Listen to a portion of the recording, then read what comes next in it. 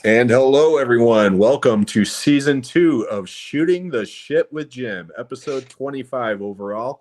I am joined once again by my very special guest, Carlos, all the way from the UK, Mr. Eastwood for Life fan 334 himself. Carlos, how the hell are you, my friend? I'm good, good. Yeah, I feel honoured to be the first one to return. I'm guessing there's going to be new guests and returning guests to the shooting the shit live stream. So yeah, absolutely. Yeah, let's do this. I had a lot of fun last time, and we've interacted quite a bit since then Yeah. on a lot of stuff. So yeah, it Yeah, was we got great. some catching up to do for sure. But before I get into all that, everybody, like I said, this is season 2, so to speak. Um, Carlos was my first guest on season 1, the very first episode I did. And I thought it was fitting that he would be the first guest as I relaunched this show. So, first and foremost, Carlos, thank you so much for being here, for your friendship, all your support. It means everything. So, thank you. I couldn't say And no. I couldn't say no. yeah, I know you're a whore for attention, just like me. We're gonna get into that Just soon. send me the check by email. There you go. Yeah, it might bounce like a rubber, but that's okay. Anyway, so before we get too far into it, I do want to acknowledge some people here in the comments. First and foremost, we have my good friend Dan, who has also been on this stage at Mr. Dan and Horror, saying, "Have a Hello, great show, Dan. guys. I'll catch the replay. How close is Once Upon a Time in the West to making your '60s movie list, Jim?" Okay, might as well get this one out of the way right Oh away. yeah, I know this one. Yeah, yeah. And first and foremost, thank you, Dan. Thanks for all your support and stuff. And yeah, you'll be on here again soon. Um, I did a video the other day of my favorite '60s films, which started off from our good friend Alan over at Physical Media Lives, and I'll be talking about Alan here soon. But anyways, I listed my top 10, which I thought was just a killer list all the way around. And then Roy over at Blue Roy Movies immediately, within 5 to 10 minutes of posting the video, said, "Hey, your number 4 movie came out in 1957, Hmm, hmm. The Bridge on the River Kwai." And I was thinking, fuck. Hey, it happens. It And being happens. being the seasoned professional I am, no, I didn't fix it. I just posted another follow-up video saying, "Hey, I done fucked up. Everybody go to Roy. The guy's a genius. I'm a moron." Okay. But anyways, that's neither here nor there. Now, the reason why, getting back to Dan's question, the reason why Once Upon a Time in the West wasn't on the list is because for some reason I was convinced that came out in 1970.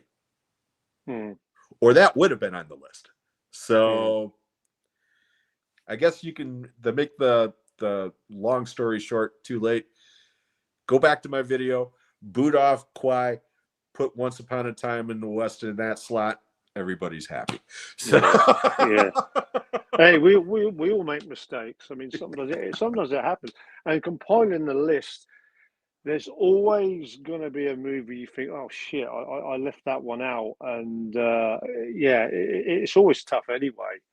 yeah, Um, but no, I mean, you shouldn't be hard on yourself. But no, we've all made mistakes. I mean, sometimes that again, it depends as a YouTuber if you do rewatch the video that you just recorded. I mean, sometimes I've done that and I've loaded the video up, and then I thought, as soon as I put it up, oh damn, I know there's a mistake there. And sometimes if it's a too bigger mistake, then I'll just put it in the comments. You know, yeah, like 5 minutes, 30 seconds. It's that movie, not that one. But we all do it. I mean, we're all human. You know, yeah, there's no such thing as the perfect video unless it's for 5, 10 seconds. right. Where it's just, hey, fuck off, everybody. Woo, Yeah, good night. yeah, yeah.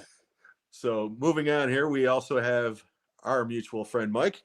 Uh, good old fashioned Mike from Mike's Blu-ray and DVD, or Right DVD there, and Mike. Blu-ray, I should say. Hey Jim, also have a good show. Got to do some family stuff this afternoon. We'll catch the replay for sure. No problem, Michael. And Mike will be the guest on the next episode of Talking Movies with Sean, Kenny, and Jim, which will Mm, be on Tuesday night. We'll talk more about that soon, and that's going to mm. be a fun episode. And speaking of Alan, who started that whole '60s thing, that Physical Media Lives, there he is. Congratulations to Statler and Ward on your comeback. Have a great show, guys, and it is a great show. First and foremost, thank you, Alan. I Right there, appreciate Alan. that. And I will go ahead and announce it right now. 2 weeks from today, which will be the 27th of June, my very special guest on episode 26 will be Alan at Physical Media Lives. So Good guy. looking forward to Good that, guy. Alan. We're going to talk in 2 weeks, buddy. We've also got Anthony Chobot does pop culture. Hey, Anthony, thank you so much. And yes, Anthony, I will reach out to you. I know how much you want to be on this show. I'm going to do a special show with you and some of my other viewers. And instead of just being one guest, I'm going to do a roundtable guest. That will be a month or two down the road, but I promise I will reach out to you and we'll make it happen, buddy. So thank you so much. And again, one of my all-time great friends and friends on social media and YouTube, Greg Brewer is here. Greg, thank you so much, buddy. And of course, it wouldn't be a live good time without the rat bastard Corey over at Wilkie's Movies and Music. Hello, you rat bastard. And I say that with admiration and love because Corey knows, man, I love the guy. So, Andy's here. Hey, Andy, how are you, buddy? Hi there, Andy. Another guy who's been on this stage and is a fantastic person and will be back eventually. My partner in crime, Sean, is here. Hello, Sean. Thank you so much. Hi there, Sean. And thank you for sharing this out, Sean. I saw that you did that earlier on YouTube. I appreciate it. Texas is also here. Hey, Texas, what's going on, buddy? He's also been on this stage. God, all of our past guests are here. Ollie's here. Hey, Ollie, how are you, my friend? Hi there, Ollie. Hey, Jen, sorry I can't stay to watch the full stream tonight, but I'm away with the grandparents. We are about to watch The Homesman. Hope it's a great stream and really glad to see it back. It's not a bad Western. I haven't seen that one, but Ollie, thank you so much for all your friendship and support as well, my friend. And then we've got people going back and forth saying hello. We've got Gary, the Blu-ray addict, is here. Hey, Gary, how are you? Hi, Great to see you back, Jim. What a great guest to come back with. I agree. Have a great one, gents. Thank you so Gary. much. He's top-notch guy. And we've also got Buccaneer Flu. Arr. Evening, gents, and all in the chat. Have a good stream. Thank you so much. I really appreciate it. Yeah, we already got quite a few people in the chat, so that's great. Okay, before we get too far into this, Carlos, you've got your channel, of course. Okay, which we talked briefly before we started on. You've got quite a bit of you're behind as far as content for your channel goes, but that being said, you've been a busy little beaver, my friend, because I see you popping up all over the place lately. I have. And not with the usual suspects. I've noticed that you and our mutual friend Davey over at Forgotten Horror Channel has a fantastic series of videos that you've been doing recently. I was lucky and honored enough to be a guest on one of those. We did Salem's Lot. That was a lot of fun, by the way. Thank you for having me. And then you're also on with Mike over at the other Retro Guy Movie Zone every week, it seems, with a rotating guest lineup, it seems.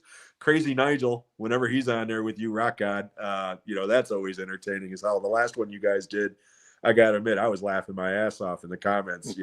Some of the stuff.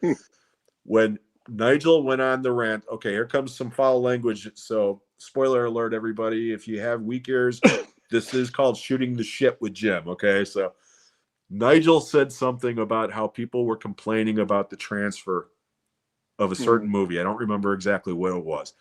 But he was basically saying, you damn Americans, you bunch of whining cunts, okay? And I thought that was the funniest thing I had ever heard so much that I typed in the comment, hey, Nigel, the name of your punk rock band ought to be The Moaning Cunts. And that almost got a spit take out of you. At the time, I was like, but all those guys, to wrap this up, I want to get on this show eventually. Yeah. Okay. But what else you got going on? Because like I said, for a while there, it was like, you would be, putting like whatever content on your channel. And then you would pop up with Dan or Jeff, with the Westerns live stream or whatever. Yeah.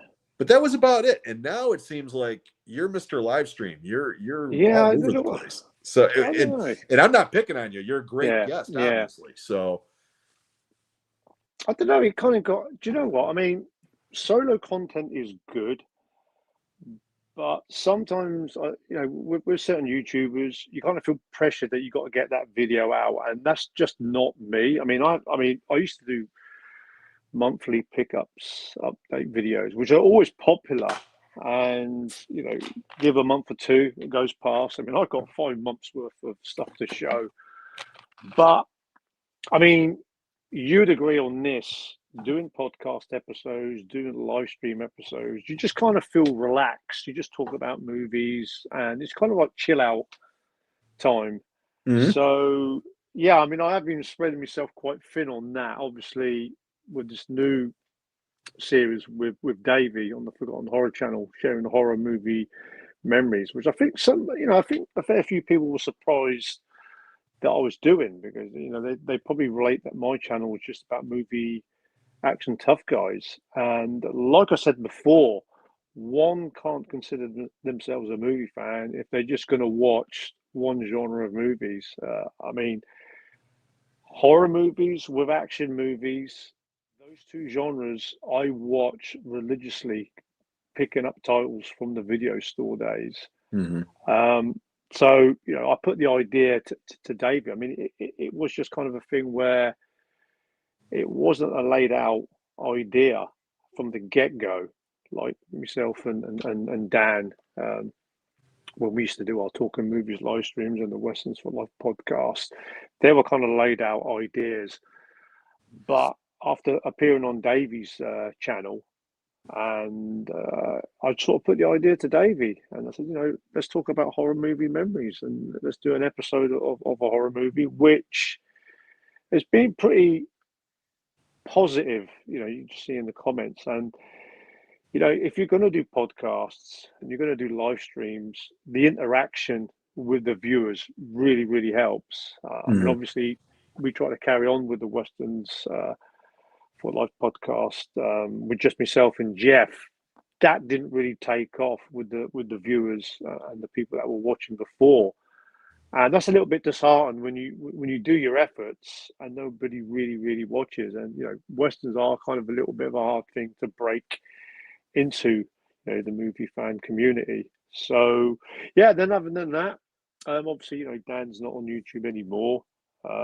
Just been popping up on Ollie's live streams and Pete's Playtendo guy, and also with Mike's DVD Blu-ray collection with a Clint Eastwood special. So yeah, like I say, I always have a lot of fun doing live streams. Yeah, you're all over the place, man. I mean, you're on camera more than some OnlyFans now. I mean, so and you're a damn good looking man, so that makes sense. But do you know it's just so easy, because like I've always said before, it's just like 3-4 guys hanging out in the bar, instead of talking about American football or soccer, as you guys like to say. We're on on screen, online, just talking about movies, and just time flies by.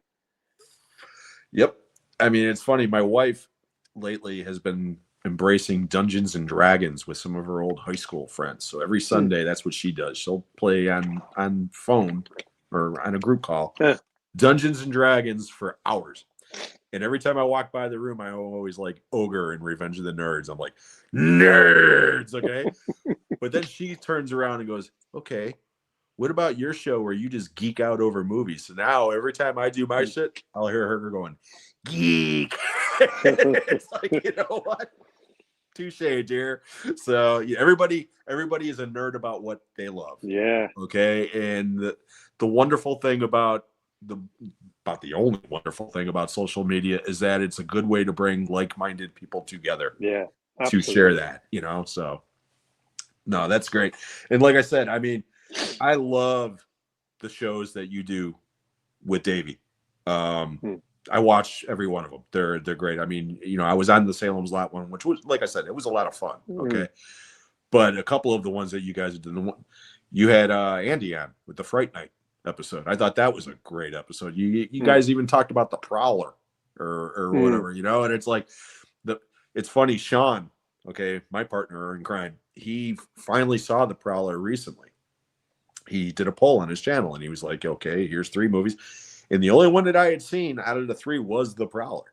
And I told him, hey, I voted for the Prowler, but I'm telling you right now, to me, it's not a great movie. However, the special effects are. Okay, because Yeah. Tom Savini's effects are phenomenal. Okay, and about a week later, Sean does his review, and he's like, "So, by and large, the movie was kind of shitty, but man, those effects were great." And I was like, I love the serial killer's outfit. I thought that was quite unique at the time. yeah, yeah. It's just, I mean, everybody in that movie's an idiot. Mm. I mean, they just, it's Come on, it's again, a Joseph movies in the Joseph 80s. Zito movie, isn't it? I mean, what do you expect? Hey, don't be shitting on Joseph Zito because he directed the greatest Chuck Norris movie of all Yes, in time, action, absolutely, yeah. Invasion USA. Oh, that one, yeah, as well. Oh, Yeah. missing in Yeah. action.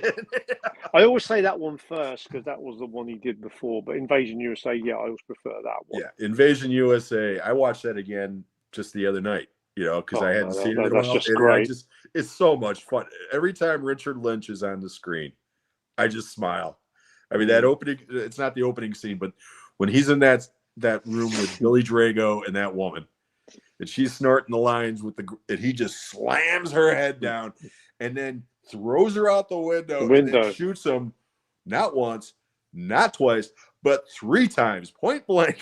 He's brutal in that. It's so great, man. It's so great. Now, earlier, before we started the show, you left a message earlier today that you had gone to the cinema and seen Disclosure Day, I believe you said, which I have not seen yet. I've heard mixed to good things about it. Okay. Yeah. And I've been trying to stay as spoiler free as possible from it, because again, it's a Spielberg movie. So it's, I'm sure it's got some nice surprises along the way without going into spoilers. Okay. Did you like it? It was watchable. I went into the movie totally blind. I mean, I'd only seen the trailer the week or so before after watching Masters of the Universe, which I did enjoy. I'll say it's not a classic Spielberg movie. I've heard people say it's probably Spielberg's best movie he's done in 20 years. I don't know. I would say it's probably going to be a movie better on a second watch for me. Now, to sum it up, not go into spoiler territory. Number one thing, the main reason why I wanted to see it, obviously, because Steven Spielberg was directing the movie and Emily Blunt was in it. There's two good enough reasons for it. There you go. No matter what the storyline was about, I would say it's Close Encounters of the Third Kind meets The X-Files. If you're a fan of that series and that movie, then you're going to really enjoy this movie. Cool. I was never really the biggest fan of Close Encounters of the Third Kind. I must say, I like the movie. I just prefer other Spielberg movies that he's done in his career. I mean, what a great career he's had. Yeah. His worst movie is better than most directors' best. I mean, yeah. I mean, call it controversial. I would probably say Close Encounters wouldn't fit in my top 10. So that's kind of I gave it a 6 out of 10. On a rewatch, I probably could bump it up to 6.5. But the last third of the movie, when it comes to the main point of the movie, it comes in the last third. The ending, I kind of was happy with because I thought, right, this should end right now, and it did. Good. It doesn't doesn't wear out as welcome. Yeah, because it's 2 hours 20 minutes. It was pushing. I think if it would have pushed the 2 hours 30 minutes, it probably might have been a bit too long. Okay, real quickly, I'm sorry, because we're going to go back to that topic in a moment. Okay, I just want to, because similar to the topic right here. Okay, Alan, I know it's a broad question, but do you feel that there is a long-term future for the movie theater, or is it living on borrowed time? Yeah. If you would have asked me that a year ago, I would have said borrowed time. But believe it or not, and I even did a I didn't do a video, but I did a thing on Instagram about this. I decided to watch the 3 YouTuber director movies back to back to back. I watched Obsession, I watched Backrooms, I watched Iron Lung, because all 3 of them were micro budgeted movies that at the time, critically or financially or both, outdrew the competition. And in Obsession's case, it's beating fucking Star Wars. Okay. I mean, that's, that alone is like, but I decided to watch those 3 movies with mixed results. Okay. I loved Obsession. Okay. Mainly because of the lead actress. She was incredible. Phenomenal performance. I mean, just was. Backrooms, I have mixed feelings about. I love the concept. I think the concept is better than what you get. Okay. And I don't want to go into spoilers, okay? But the creature at the end made me laugh. I'm due to watch that. I would have watched that today. But, I mean, I laughed hysterically when I saw this creature thing. So, and I'm not going into it. And again, but that being said, I did give it a positive review on Letterboxd, okay? Because again, to me, it's the type of movie that I can see where there's going to be a series of films, because the concept of the idea is so big that you can build on it and build on it and build. I mean, I can see where this is going to be a franchise, okay? Yeah. Iron Lung bored the piss out of me, okay? I mean, it looked good. It was well made. I'll give the guy credit, the YouTuber guy who starred and directed it and stuff. I mean, he made a well-made movie. Okay, it's watchable as far as that goes. It's boring as hell. It's literally 2 hours sitting in a room with a guy in a submarine, supposedly, where he's literally just pushing or turning a dial and yelling and punching shit. That's all it is. Right. Okay. And the last 15 minutes of the movie is actually kind of cool. Okay, where it's like, okay, now I can. If this movie would have had more of this, maybe I would have enjoyed it more, But as soon as it's when a movie was over, okay, it's a 2 hour and 20-minute movie. All right, that feels like it's 4 hours long, and the game that it's based on is only an hour long. So if what you're making is twice as long as the property that it's based on, that ought to tell you something. Unless you're fleshing something out, and again, I've never played the game, but dude, I'm telling you, man, that movie was a fucking slog. I mean, it was a slog.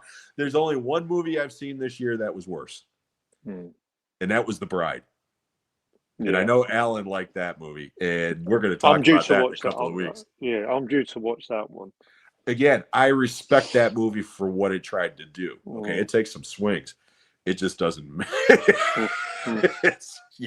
We'll leave it at that. It's funny, Jim, because I mean, you'd probably agree with this. I mean, what is it these days where the days of a movie being an hour 30 to an hour 50 minutes, every movie nowadays seems to hit the 2.5 hour mark. I mean, literally. Yeah. I mean, you're now getting horror movies. I mean, horror movies back in the 80s were barely 90 minutes. If they were 90 minutes, that was a long movie for a horror movie. I mean, at a push, 1 hour 45 minutes. But horror movies now, they're bumping. They're getting around the 2 hour 20-minute mark. It's like that would never have happened. Like 3 hours long.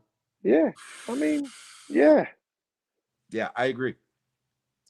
But then again, you could say the same thing about action movies.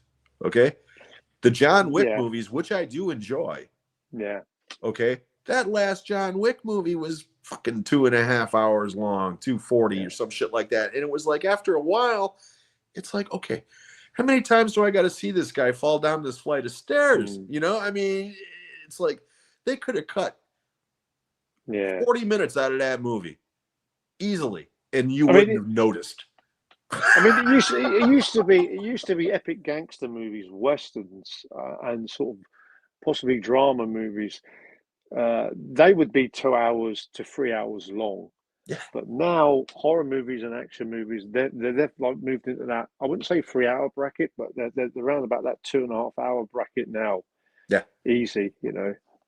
Yeah, it's crazy. And again, I'm always of the opinion that a movie is as long as it needs to be.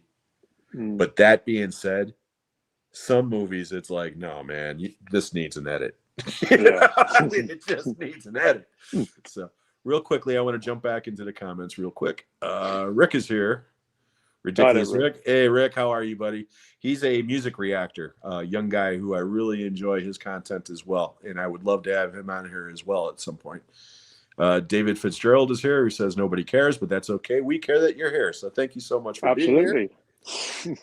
And hey, there's my other partner in crime, Kenny. Hey, Kenny, how are you? Hi there, Kenny. And good Kenny, guy, Kenny, I hope I'm not speaking out of turn, but I'm really glad that you're home and that you're feeling better.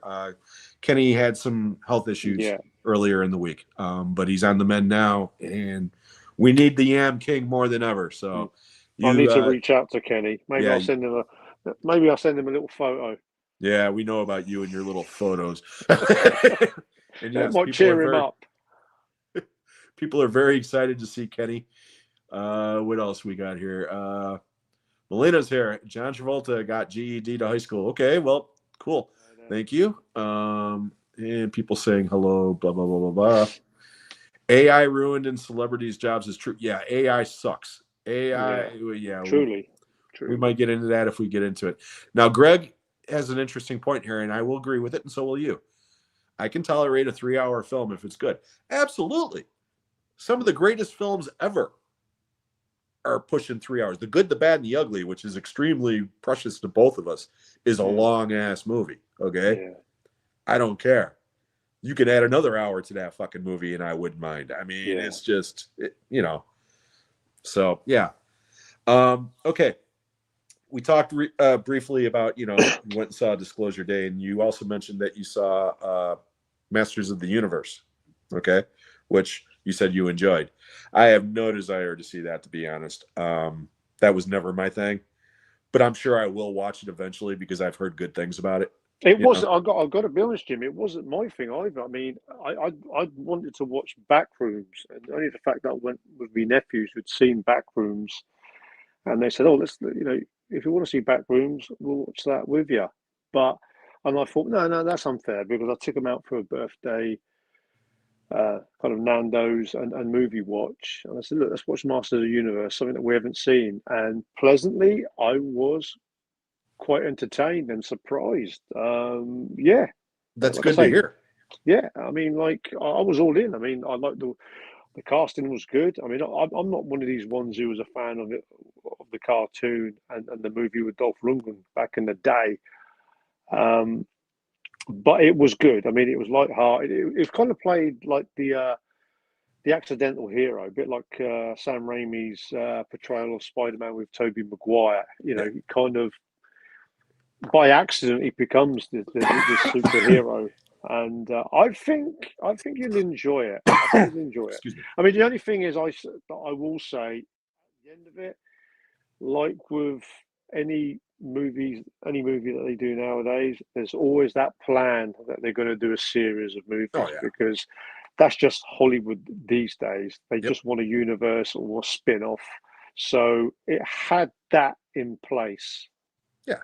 Well, I mean, franchise, of course, so that's what they are always hoping for. But I mean, as an option, they left it. And obviously, you know as well as I do, if it makes money, then they're going to make a sequel. Now, what would you say? Would you say that's the most surprising film for you so far this year? I mean, did you see anything else this year that you were like, yeah, I don't know if I want to see this, and then you watched it and you were like, holy shit, this is actually really good? Because I've got one like that. I watched Crime 101. That was good. The Housemaid, even though that came out a couple of days before Christmas in the UK, probably around about that time or a little bit early in the US, I got to watch that in February. That surprised the hell out of me on that. I was most impressed. That's probably the best one I've seen this year. Obsession was really, really good. I mean, that was a bit of a slow burn, but that last third of the movie, man, that takes you in some dark places. Yeah. Believe it or not, and I can't believe this is coming from me, okay? Probably, I mean, it's close. Okay, let's have it. It's tied between a couple of movies, but right now, okay, as of right now, my two favorite movies this year, I didn't think I would like either one of them, to be honest. Yeah. And both of them blew me away. The first was Project Hail Mary with Ryan Gosling.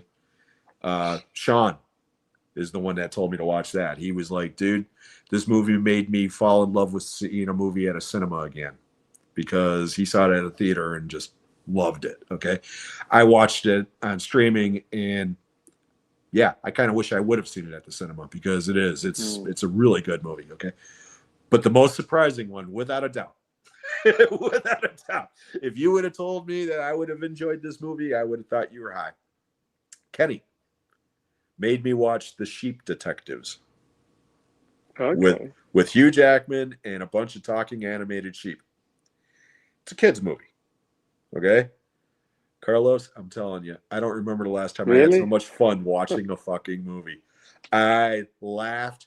I cried. I fucking loved it. My wife watched it with me, okay, because she couldn't believe I was watching it, okay, and she was like, all right, I'll watch it with you, and she felt the same way. As soon as it was over, she was like, damn, where because I don't buy kid movies anymore. My grandson's 13 now. He's going to be 14 in August, so he doesn't watch that shit anymore, But I told her, I was like, I'm going to have to buy this one. And she's like, yeah, I'll be pissed if you don't, because it's so goddamn fun. I could not believe how much fun I had watching that damn movie. So, believe it or not, that might end up being my number one movie of the year. Okay. Hey, it's nice to be surprised. I mean, when you're watching a movie, I mean, especially if it's something completely a genre that you're not always a big fan of, or a director or an actor. I mean, yeah, I mean, like, we want that as a movie fan. It There's looked nothing like a better Babe than ripoff to me. Yeah. When I saw the trailer for it, I thought, okay, this is a Babe ripoff. Instead of a talking pig, you got a bunch of talking sheep. I actually like Babe. Babe was a lot of fun. Babe is a good movie, okay? But that's what I'm saying. I thought this was going to be like a ripoff of that. And no, it's not. It's completely different, but it's just a lot of fun. I mean, it's a lot of fun. I mean, I feel sorry for any movie fan who's just kind of stuck in their ways and said, well, I'm not going to watch that. I don't watch movies with subtitles. I don't watch movies in black and white. I don't watch westerns. I don't watch musicals. I mean, you're not a movie fan if you're sort of stuck in set in your ways, saying that you're only going to watch slasher movies and action movies, because you've got to sort of broaden your horizons a little bit as a movie fan. I mean, I've seen movies from actors and directors I didn't like, or genres I didn't like, and was kind of really surprised, and sort of went on to watch more of their work. And yeah, I can think of an example of every genre of a movie that I like. Even though I'm not a musical fan, there are musicals that I like. So yeah, I get where you're coming from. Unfortunately, that's the way I was when I was a kid. I don't watch it in black and white. I don't want, until I got about the age to where I started working at the theater. And right before that, when I saw Das Boot, that was the first foreign language film I had seen with subtitles, and that blew me away. I mean, that movie still blows me away. It's such a good movie. But when I was a kid, if it wasn't like Abbott and Costello or the Three Stooges and it was in black and white, I wasn't interested. And looking back now, it's like, what a fucking moron I was. It took me years to find some of these movies that are some of the Seven Samurai, arguably is the greatest film of all time. And I didn't see it until I was in my 30s. I mean, it's sad, but better late than never, I guess. Is there anything coming out this year that you are anticipating more than anything else? Like, is there any movie coming out that you're like, man, I want to see that? I don't. If in all true honesty, I'm not one of these guys that kind of goes on YouTube and just watch 2026 big movie predictions. I'm a sort of person, if something grabs me on a trailer, being it very brief, I like brief trailers. I mean, we spoke about this before, that trailers shouldn't be over 2 minutes and show too much. I like going into the movie a little bit blind. I suppose what I've seen of late, movie with Christopher Nolan. I'm curious about that one, The Odyssey. but yeah, I mean, I'm curious. I mean, like, I don't know if those sort of movies are kind of going to be ones that fans are going to watch, because obviously it's not going to be done like the Gladiator with loads of extras. But we've not really had sort of one of those sort of epic type movies for a while, especially a good one. So I'm curious about that one. I mean, Brad Pitt's got a new movie. I watched the trailer of that today with just him and this kind of dog Yeah, kind of yeah, surviving. It kind of looked like a bit like the Revenant sort of thing. Yeah, like I say, I mean, I'll give a movie a go. As long as it catches my eye, actor, director, or concept or storyline.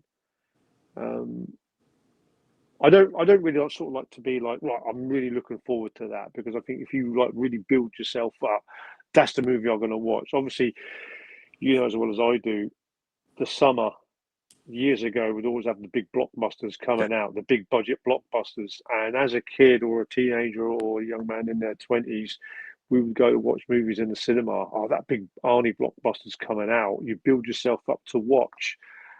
And, most of the time, they're good movies, but sometimes there's always going to be one that doesn't kind of hit the mark. So, especially nowadays, I try to be not too sort of excited to watch a movie, if I'm really, really honest, because I, yeah. I, I kind of want to avoid the letdown. Right. No, that's understandable. There's a movie that I believe it just came out over here in the States Friday, yesterday, called The Furious, that I really want to see. That's a Okay, I've martial not heard that arts one. movie. It's got Oh, okay. Joe Taslim from The Night Comes for Us and The Raid, and he played Sub-Zero in the Mortal Kombat movie. Mortal Kombat. Him and this other guy, and it looks like it's another one like The Raid. Is everything I've read about it says that it is like one of the greatest action movies of the last decade, but don't look for a story because it's just nonstop carnage. And it's like, you know what? That's fine. I can deal with that. Yeah. Sisu is like that with me. Okay. Sisu is both of those Sisu movies have the most streamlined, easy to follow storyline there possibly could be. Okay. That a second grader could write. Okay. But then you watch glorious action for the next hour and a half and with body count galore. And it's like, who cares about story, man? This is awesome. Yeah. Yeah, you've told me about I still haven't watched those two movies. Yeah. I mean, like with action movies, I mean, the plot's always going to, I mean, the plot's always going to be thin, isn't it? I mean, that's why we watch an action movie. We don't want it. We don't want a storyline or dialogue too heavy because we want to watch action. Yeah. No, you of all people will love those movies. I know you. You will absolutely love those fucking movies. Sean described the second one perfectly. He said it's the live action Roadrunner cartoon. And it really Oh, is, okay. especially the final act. I mean, you watch that last 15 minutes of that movie, it is. It's a fucking Roadrunner cartoon in the best possible way. I mean, I'm just saying, you're watching it and you're just shaking your head going, man, this is so ridiculous, but you're laughing your ass off the whole time going, man, this is great. It's just, I'm telling you, each one of those movies are like barely an hour and a half long. There's not an ounce of fat on them. They just start. You get a little bit of exposition in the first 10 minutes just to establish what's going on. And then from that moment on, it's nonstop until the end. It's just, I'm telling you. Okay. Favorite films from last year, because I didn't get back to you, or we didn't get really touch base on this. Okay. At the end of last year, everybody was doing their lists of what their favorite movies were. My top three, it's pretty common knowledge at this point, was The Long Walk, The Life of Chuck, and One Battle After Another. And Sinners was number 4. Okay. And I know you're a big fan of a couple of those movies. Okay. Yeah. Off the top of your head, I mean, I'm not going to hold a gun to your head, but off the top of your head, what were your 3 favorite movies from last year? Not best, favorite. Sinners, Weapons, and One Battle After Another. That's what I thought. I want to say The Housemaid, but then I watched that this year, even though that's a 2025 movie. Yeah. But those movies really, really stood out for me, clearly. Yeah, I know how much you liked Weapons. I Yeah. would have been surprised if that wasn't on your list. And One Battle After Another, that's just one of those movies that gets better every time I watch it. I just It's picked just, that up, actually. That's the latest movie I just picked up. did you get the special edition 4K or whatever? I got the Steelbook, which was on pre-order for about 4 months for some strange reason over here on HMV. That movie surprised me a little bit. I mean, I'm not the biggest Leonardo DiCaprio fan, but as an actor, as he's got older, I've kind of warmed to him, and I do enjoy watching Paranoid Leonardo, like he was in The Wolf of Wall Street. He just, oh man, I mean, in this one, he's playing the similar sort of role. Just a stoner. But Yeah, when he's on the phone with that guy yeah, trying with to that get guy. those passwords, oh my God. I was fucking dying. Between that and when he's running across the rooftops, it tries to jump into that tree. It just bam, bam, bam, bam, bam, poof. It's like, holy shit. Yeah, I mean that was a really good movie. I mean, Sean Penn was exceptional in that. Everybody was great in the movie. I don't like Paul Thomas Anderson. I mean, I've gone on record. Boogie Nights, I think, is a fantastic film. I mean, I do. I love Boogie Nights. I think it's a great film. Every other movie from that guy, up until Battle, I either thought was or outright hated. And I thought for sure this one was going to be the same. And man, was I wrong. That movie is so much fun. It's just so much fun. I actually didn't plan to watch that. It was only because of the cast in it. I thought, oh, this is a really fantastic cast. Yeah, but DiCaprio, he's winning me over a lot more. I mean, obviously those movies he done early in his career, they kind of, it was like that young sort of playboy. He always had those sort of types of roles in comedies and sort of romantic movies and stuff like that. But as he's aged, I think he's playing more that you don't expect him to play. Like a movie like The Revenant. Yeah. If you would have gone back 20 years ago, you wouldn't have sort of associated a movie for him to play. So he's stretching himself a little bit as an actor. DiCaprio, I will say this about DiCaprio, okay? He always attaches himself to the best directors. I mean, think about it. He's worked with Scorsese many times, okay? He's worked with Spielberg. He's worked, I mean, The Revenant with Cuarón, I mean, or no, that wasn't Cuarón. That was the other guy, Inarritu or whatever the hell his name is. But Quentin Tarantino, he's done a couple of Tarantino films. As he's gotten older, he's picked the right projects to be in. You know what I mean? And I agree with you. When he was young, I thought he was a pretty boy. The older he's gotten, it's like, no. Same thing with Brad Pitt. I used to feel that way about Brad Pitt too. Not as much. Very similar. Yeah. Very same similar. thing. I was like, you know what? This guy's too damn pretty. The only reason why he's an actor is because he's that good looking. It wasn't jealousy. It was just, he's a matinee idol type guy. And both of those guys, the older they got, it was like, holy shit, both of these guys are great actors. They really are, Brad Pitt, I think, I saw it in Brad Pitt before I saw it in DiCaprio, because 12 Monkeys, when I saw 12 Monkeys, I was like, holy shit, Brad Pitt is actually a very good actor. Yeah. I mean, like I say, those actors would use a Brad Pitt and DiCaprio because, it's going to get the girlies to watch, are going to watch the movie, and why not? I mean, it's a good selling point. I mean, to get Leonardo DiCaprio in a big movie. But like I say, Brad Pitt, that's a good sort of very similar sort of thing. I was a little bit like that with him, and until he started doing. I mean, the movie Seven, they made him look a lot more older. He was a winner on that one for me. Inglourious Bastards, Snatch. I You love know, Snatch. That that movie's sort so of good. really impressed me. Fury as well. I enjoyed him in Fury. You know, maybe not movies like Mr. and Mrs. Those types of You movies. know what? I don't care what anybody says about that movie. I love that movie. I think it's entertaining as It's hell. okay. It's okay. And regardless of whether they were this that, those two have chemistry together in that movie. I mean, the whole time that they're looking at each other, it's like, yeah, I buy it. You know what I mean? So it's like, but yeah, that movie's fun. I Yeah. don't think it's like this great, all time classic, but it's Yeah. fun. There's moments in that movie that still make me laugh.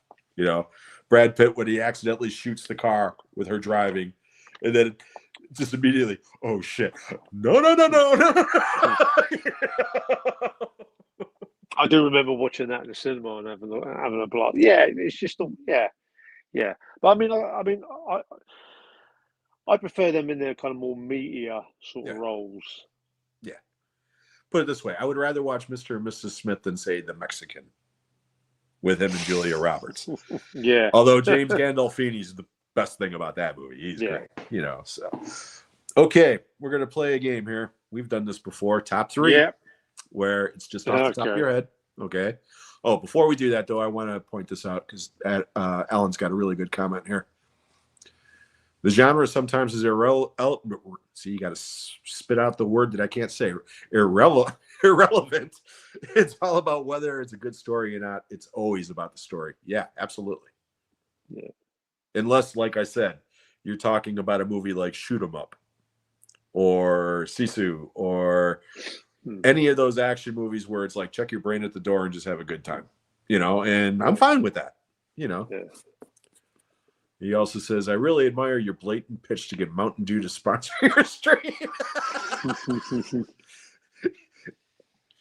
Not a sponsor. Yeah. Just get it on the screen. Yeah. Like Brad Pitt in the Tales from the Crypt episode, King of the Road. Yeah. That's a good call there, Greg. That's an old one. I've got that entire series on DVD. I love. Yeah, I'd love to see that on Blu-ray. Come on, Screen Factory. Yeah.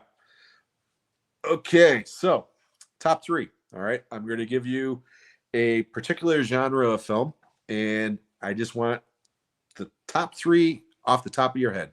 Okay, no wrong answers, unless of course you mention a movie that I don't like. So, top three. Blazing Saddles. Yeah, there you go. Top three American westerns. The Outlaw Josie Wales, Unforgiven, and Butch Cassidy and the Sundance Kid.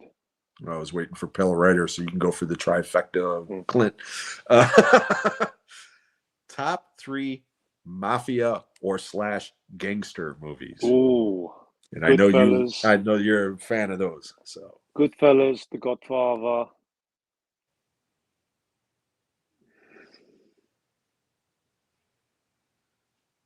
I've got to squeeze in Casino. Yeah. Okay. Yeah. Top three werewolf movies. American Werewolf in London, undisputedly. The Wolfman, the original, and Silver Bullet. Crazy Gary Busey makes his debut, ladies and gentlemen. Do you know what? That was a movie I thought was okay. VHS days, but there was a YouTuber, an American guy from Philadelphia. Shout out to Nick, the last shoegazer. He doesn't make videos on anymore, and he was such a big fan of that movie. And I still hear from him. But we trade movies packages, to the UK and to the US, and he's a massive fan of that movie. And I rewatched it again a couple of years back, and I forgot how good that movie really is because I love that. I love kind of horror movies with that kind of small town settings, and it's just not a werewolf movie. It's a bit of a mystery werewolf movie, and I have a lot of fun watching that one. I suppose a lot of people would prefer The Howling over Silver Bullet, but Silver Bullet I can kind of get over the dodgy kind of werewolf disguise and effects, you know, but Kind of looks like a yeah, giant bear. yeah, it does. It does. The transformation scene, well, the reverse transformation scene at the end is kind of cool, though. You know, with Everett McGill when he gets shot. Yeah, I love that movie. Okay, and not just because of Crazy It was Gary Busey. brilliant It's in the just movie. that movie's entertaining as fuck, and it's basically it's not scary. It's a comedy. I mean, it's some of the lines in that movie are hilarious. Yeah. He tore him apart. Here's one you're gonna have to think about. Top 3 vampire movies. Fright Night, Salem's Lot.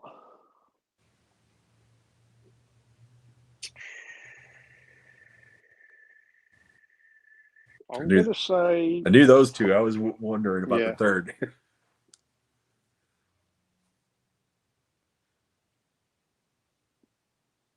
possibly Dusk Till Dawn. What was that? From Dusk Till Dawn. Nice. Pussy, pussy, pussy. I took a girl to see that I worked with at the theater. We worked in little cubicles in an office building at the time. And we were just friends, okay? But the two of us went and saw that movie. She had a raunchy sense of humor just like me, okay? So she loved it.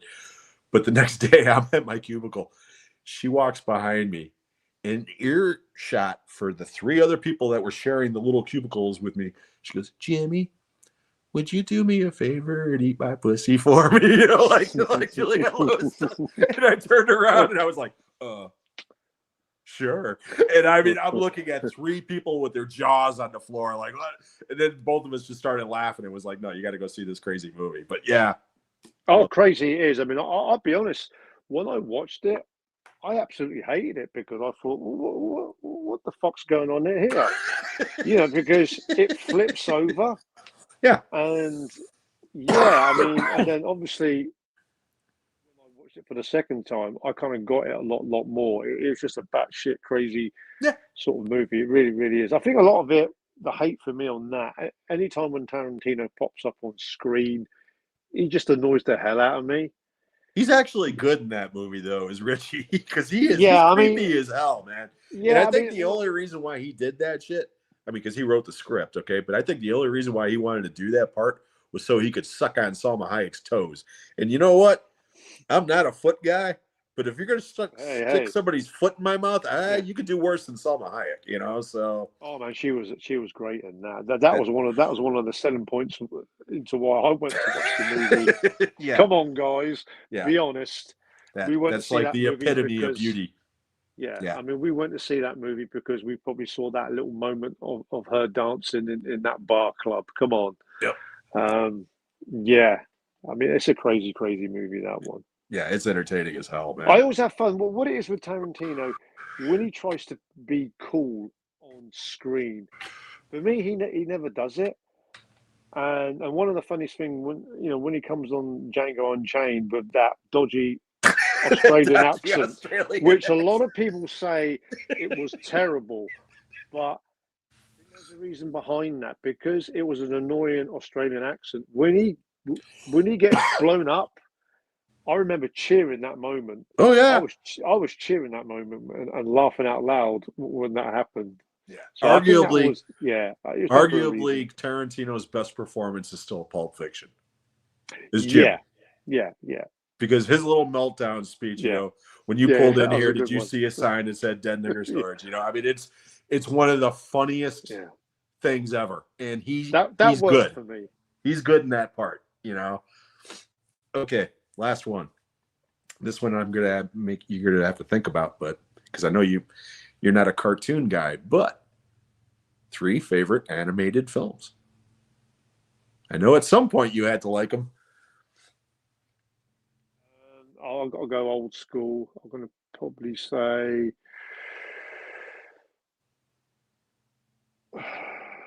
Dalmatians movie, the original one. Yeah. Lady and the Tramp. Possibly,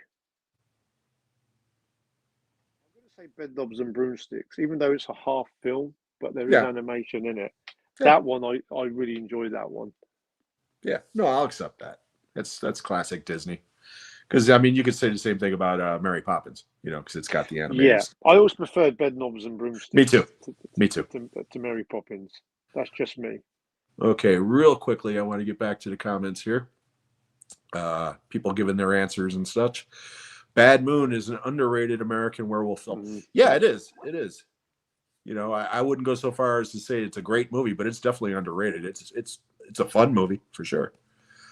Sean agrees with you that Silver Bullet is better than The Howling. Ellen says Silver Bullet is one of the best transfers Scream Factory has done. Honorable mention for Dog Soldier. I love Dog Soldiers. Love Dog Soldiers. Yeah, action pack that one. It's batshit crazy, but have you ever seen Wolf Cop, Carlos? Have you ever seen Wolf Cop? I'm familiar with it. Not one I've seen. I think there's a couple of them. Yeah. There's like two, because I think Sean just bought them. There's like 2 or 3 of them. If Sean, if you're in the comments, please let me know, because you're the guy that I would ask, since Dan's not here for sure. Tarantino loves to hear himself talk on camera. That's what annoys me about him. Yeah, I do that too. Yeah, I like agree to hear with myself talk on camera too.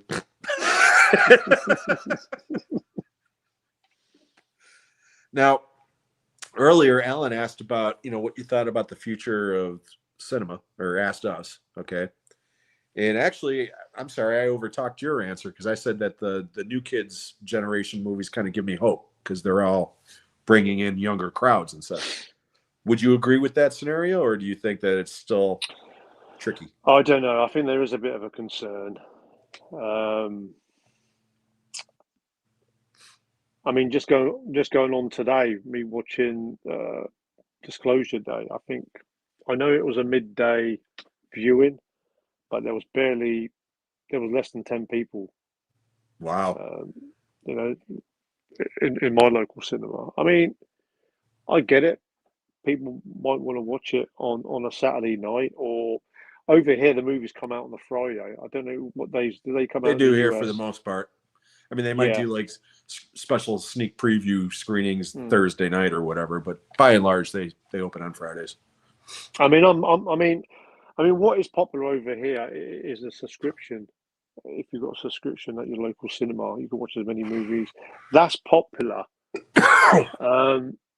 I think what they need to do is maybe drop the price for the casual movie fan to watch a movie at the cinema, to bring those guys in, because a lot of people, if they don't have a subscription, I mean, over here it's near £18, which is going to be around about maybe $25. Yeah. So just to walk in and watch a movie, that's a lot of money. That's a lot of fucking money. And I mean, let's just say, for argument's sake, you got kids, and a parent's going to take 2 kids to watch the movies in the summer holidays. Hey, it's going to mount up. Yeah. No, going to a theater or a cinema, okay, shouldn't be like taking your children to a ball game as far as money goes. You know what I mean? Yeah. Because, and again, I worked at a cinema for years, so I understand. So did Sean, okay? They get their money more or less from concessions, okay? Yeah. Concessions are so friggin' expensive, okay? It's bad enough that the ticket price is, $15 to get in the door over here, okay? But when they're charging, okay, for instance, this ginormous bottle of pop here that I got, how many fluid ounces is this bad boy? I don't even know.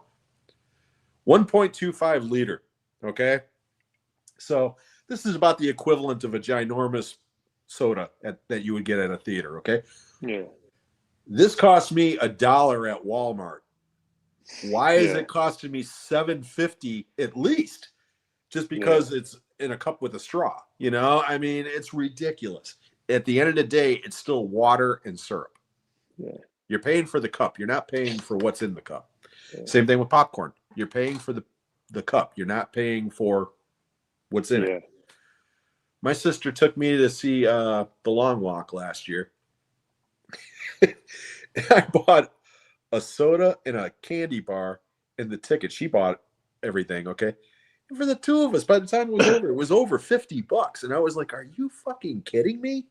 You know, because I don't go to the theater Yeah, that much anymore. And yeah, that was a matinee. You used to take your family to the theater because it was a cheap way to get out, especially if there was a drive-in, okay, nearby. You yeah, could just load the kids in and go. But it's the concessions now, to me, that kind of between the concessions and the assholes that you have to sit in the theater with, that's to me is what's destroying the cinematic experience. I can deal with spending the extra money for the ticket if it's got the lounge yeah. seating and the Dolby sound and, you know, the good this and that and the other. If I've got that, I'm happy. I don't mind paying that ticket, but I don't want to pay another $40 to have some nachos and a Yeah. soda. You know what I mean? I got to be honest. I mean, Masters of the Universe last week. Obviously, disclosure day today. Um, I used my nephew's cinema card, so I got in for free, and I normally wouldn't buy, coffee or a couple of some munchies to go with it because, Mm-hmm. like you say, you're just paying for the cup, and yeah, the prices are ridiculous. You get like a little scoop of ice cream, and it's like near £10, and you think, what? A spoonful of ice cream? Can't pay They got that. child labor back there churning ice cream Oh, for them. come on! It's like, Yeah, it's insane. And again, I know right now we sound like two old guys shouting at the yeah, clouds. Okay, but I mean, my son Cameron, my stepson. Okay, he's in his 30s, and he's like me. He's like you. Okay, he likes movies. Okay, he goes to the theater quite a bit, and even he's like, I might not go to the theater as much anymore. I just can't afford it. And it's like, hey, dude, I'm there with you. I mean, now it's like I used to see shit at least one or two movies a month, at least for years. Now it's one or two movies a year, yeah. and that's sad. I mean, it is what it is. What about physical media? You think I that's still think going okay? I'm more confident that physical media would sort of carry on, very similar to how the sales and the collectors out there, who buy vinyl, it's going that way into movies. I think that will still carry on. It'll never be to what it was before. It might have a bit of a comeback. I don't say it's fully out. Mm. Um, the cinema thing is the main worry for me. When you get these big blockbuster movies, and especially these big blockbuster movies, especially nowadays, that spending, say, anything over $150 million, and they want that in return and double and treble.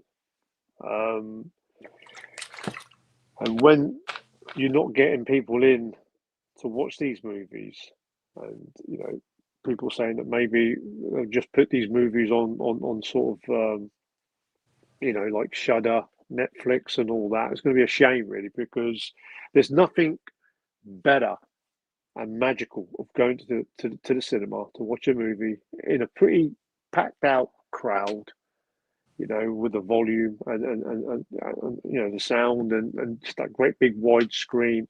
It's like magic. Yeah. It's I do get kind of a magical feel going into watching a movie on the big screen. Yeah. It's just sometimes the anticipation is not as good as it was once before. Like going into watching a Die Hard movie or a Tarantino movie back in the day, you knew you was going to get something special. I think nowadays it's a little bit. If there is a good movie, everybody seems to jump on it Yeah.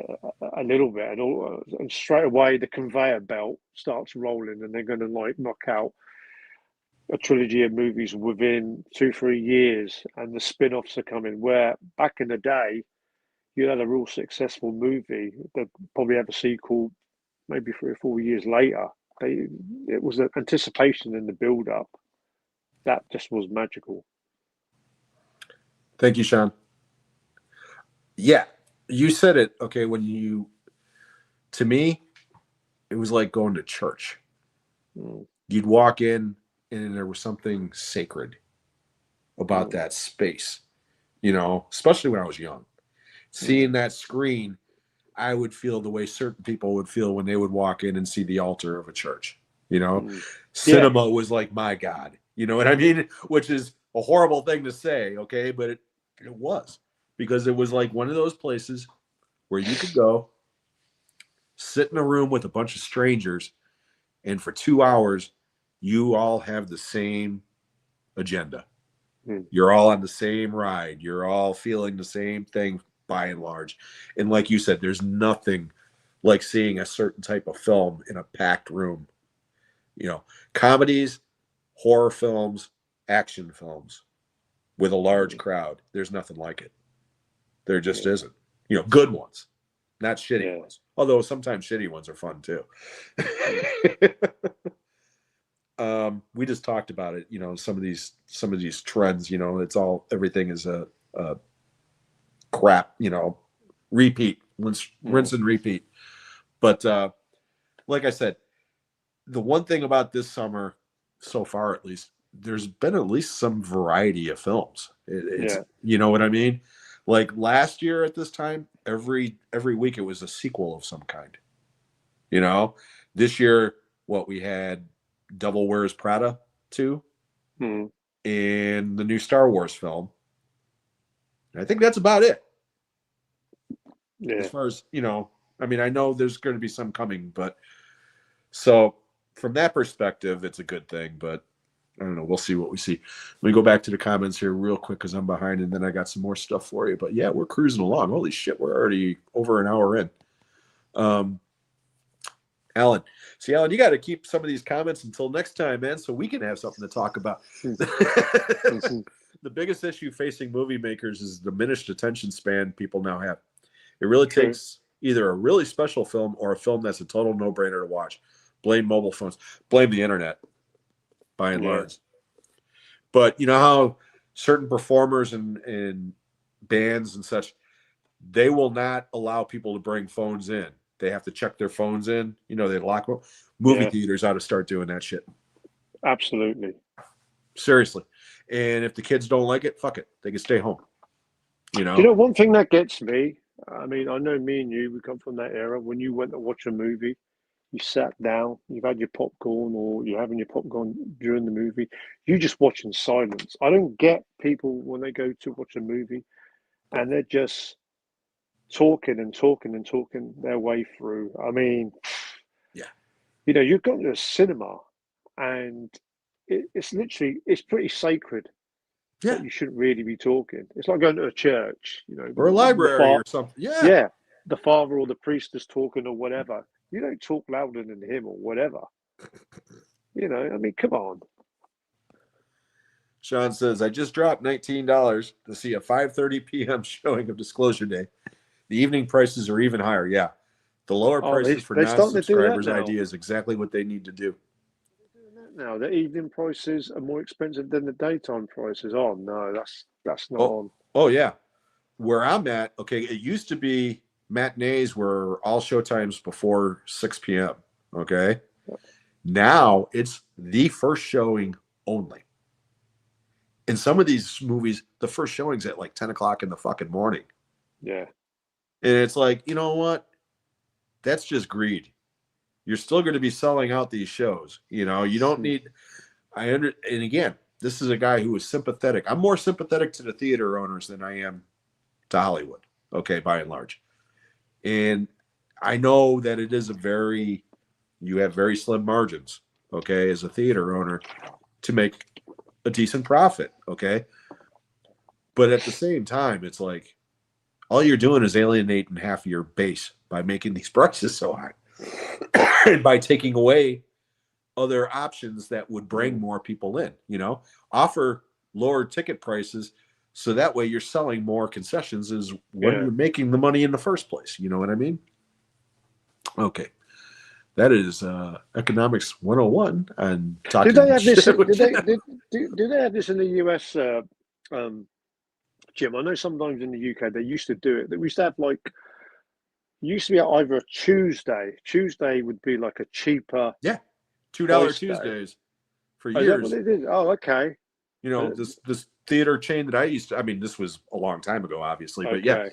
But even now, I think this one theater, which I used to be about 10 miles away from, now I'm about 20. But I think on Tuesdays, they still have like $5 Oh, films, okay. So they do that. you know, Okay. or the unlimited popcorn or some shit. I know there is something Okay. on Tuesdays still at that particular theater. Oh, here we go, Sean. The one local theater gives out stamps for buying popcorn, 6 stamps, and you get a free movie. That idea is great too. But the movies have to be over 2 weeks old. Yeah. You know what? When Yeah. I was a kid, there was a well, they're still kind of big over in the UK, I think. Cineplex Odeon. Not Maybe sure. not anymore, but I think back in the day, okay. But anyways, Okay. when I was a kid, they had like little peel off tickets on their Oh, okay. popcorn and drinks, okay? And I saw Any Which Way You Can, Private Benjamin, and The Black Hole.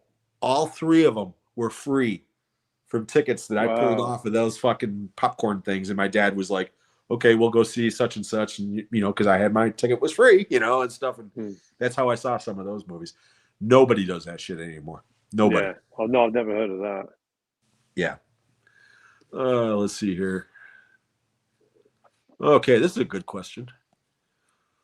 What genre do you hope that would make a major comeback? Other than Westerns.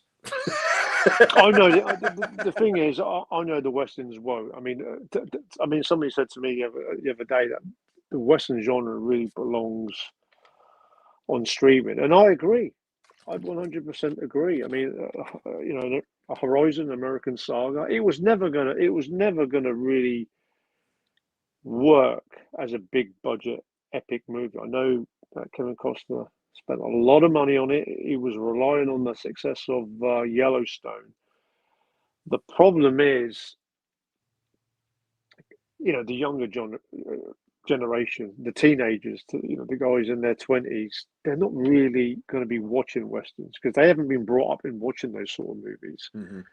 So you're going to get the superhero movies, some of the horror fans, they're not going to watch westerns. And Kevin Costner now is aging a little bit.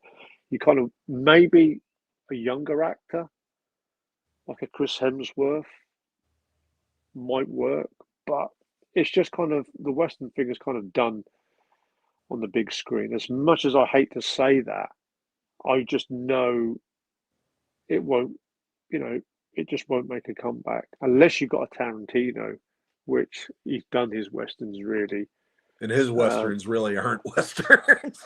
Yeah. I mean, The Hateful Eight is. Okay. Yeah, but Django really isn't. I mean, it is, but it's not. It's just not going to really work with newer sort of movie fans of today.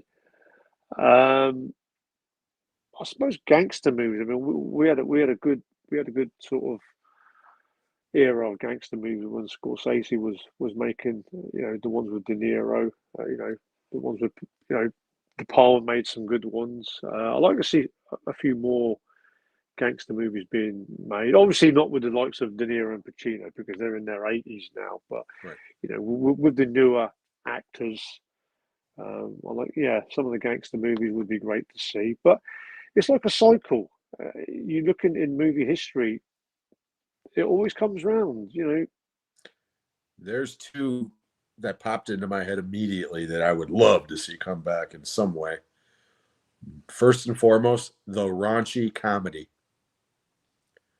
The R-rated comedy that isn't afraid to be, that isn't scary movie. Okay. Yeah. I'm not talking about spoofs. I'm talking about just a raunchy comedy, Wedding Crashers type comedy. You know, that sort of Tropic Thunder. You know, back when movies were still funny. American Pie, even, okay, those types of movies. Yeah. Conspiracy thrillers are the other ones that I want to Yeah. come back.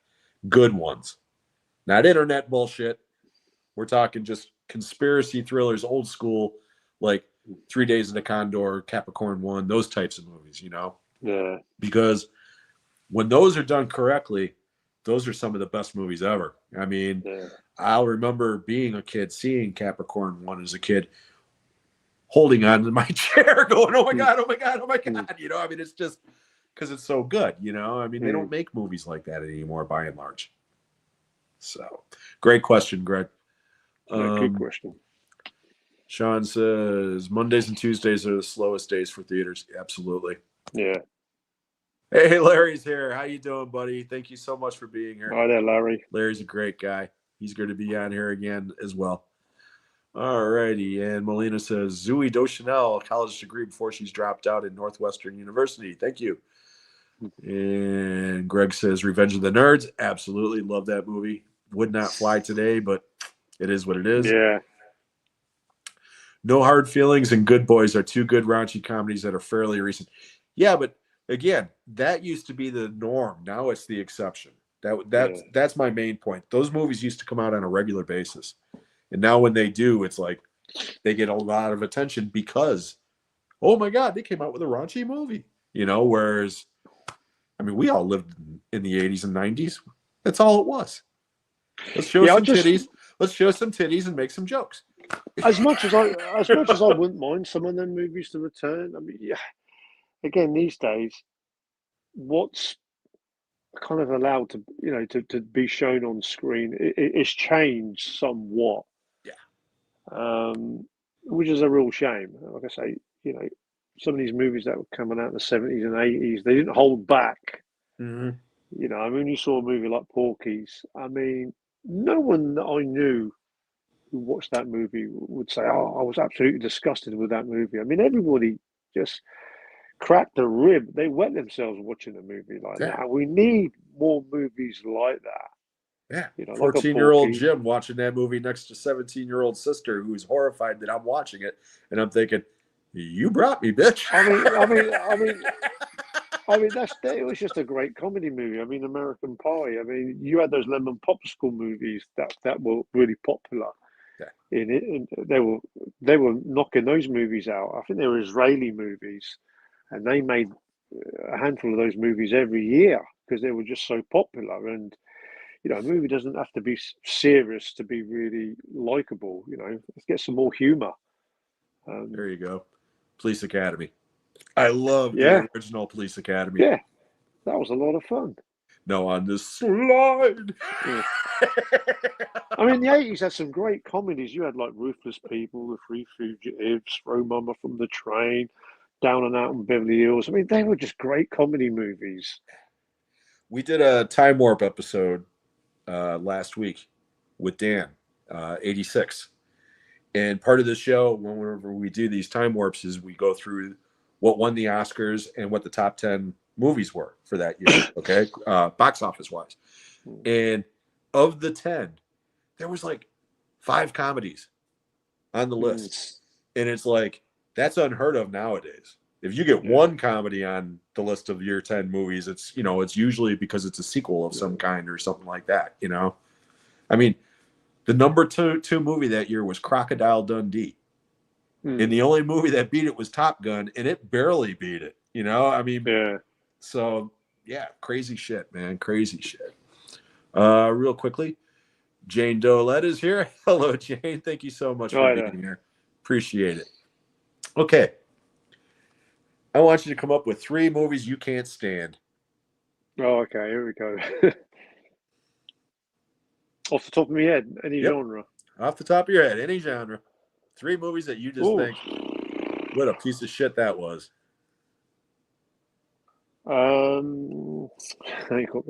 Dirty Dancing. I get why people. I think we've spoken about.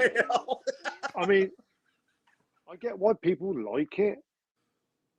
I watched it and I thought, really, you know, people, you know, maybe it was something to do with the casting of Jennifer Grey and Patrick Swayze. You know, people eat that up, especially women.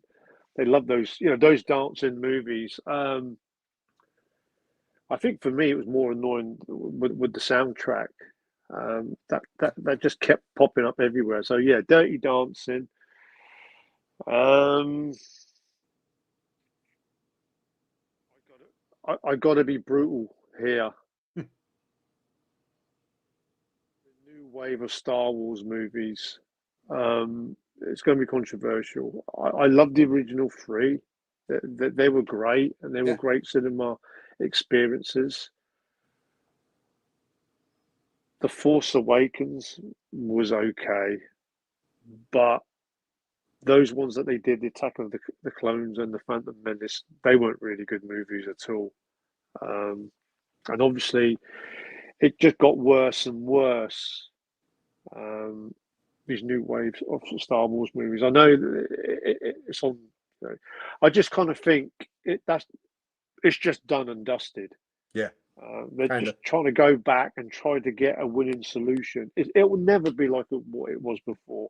It's kind of a little bit like the Alien movies. The first two were great, and they're always chasing to try and get it back like the first two. A bit like the Predator movies. They keep putting them out, and some of them are okay, but it's never going to be to what it really was. The first two movies, and I'd rather have it kind of done, dusted, move on, and just try and find another movie concept, because it's just going to keep going on. It's going to be like a roundabout. You're just not going to get off it. One more. I just think it's like, as we sell in the UK, it's like flogging a dead horse. It's trying to sell a dead horse that nobody really, really wants. You've gone to the well too often. Yeah. And the same thing with the Marvel movies. They went there too often, 5, 6, 7, 8 a year. And they're not making those movies, anymore. They've actually cancelled quite a few of them. So, yeah, they've just done too much for me. Yeah. So yeah, I'd say the Star Wars movies. So Dirty Dancing, Star Wars movies. And I get it. You get the big Star Wars geeky fans, and they're going to watch these movies to be in support of what the movies were. And I know you're a big Star Wars fan. I was. That's I'm what like I'm you. saying. I'm like you. They used to It- be an event. Now they're product. Yeah. It's like a former. It's like a former boxing world champion. He keeps coming back and keeps coming back. Their career legacy is going to get damaged, and that's what's kind of happened with the Star Wars movies. That sort of film legacy, I wouldn't say it's ruined, because you'd always have those first three movies. They're just classics. Yeah. They're just classics. But the other ones, you might get one that's okay, but let's be honest, they don't stand close to those first three movies. Yeah. The Predator movies, those first two, you're not going to get any Predator movie as good as those two. The Alien movies, you're not going to get the first two, but they keep trying to sell it, and it's just not happening. Yeah. Okay. Top 3 underrated directors. Oh, okay. Directors that you don't think get as much love as they deserve. I'll say Walter Hill was one. Good answer. I won't say Clint Eastwood, because I mean he did win Academy Awards for Unforgiven and $10 Million Babe. Baby. I was going to say he's got 2. Yeah, if he hadn't have won them, I would have said him. Walter Hill was one. Peter Hyams. Great answer. I think he's a pretty underrated director. Yeah, he's on my list. And I'd probably say John Carpenter, even though everyone knows him. I'm only saying him for the movies he did with limited budget. How he if you're looking Yeah. at box office results, Yeah. he's number 1 with a bullet. Yeah. because all those movies are classics now, but they were flops back in the Yeah. day by and large. They were. No, I'm so happy you said Peter Iams, though. That's a great answer. I love that guy. I'd throw Roger Spottiswoode and Ted Kotcheff into the mix. Ted Kotcheff, yeah. First Blood. It's a great movie, man. So, Yeah, oh, yeah. I mean, it's the one that started it, isn't it? But Spottiswoode did Shoot to Kill, which I love that movie with Sidney Poitier and Tom Berenger. Deadly Pursuit over in the UK. Good movie. Yeah. Tom Berenger, yeah, that was a good one. That. Yeah, I love that movie. Clancy Brown. Yeah. Okay, I already kind of know the answer to this one, but top 3 celebrity crushes. What, now or present? All time. Oh, Raquel Welch is number 1. Yeah, I knew that was number 1, and I'm pretty sure I know one other one on your list. I'd probably say Claudia de Cardinal. That's the one. I've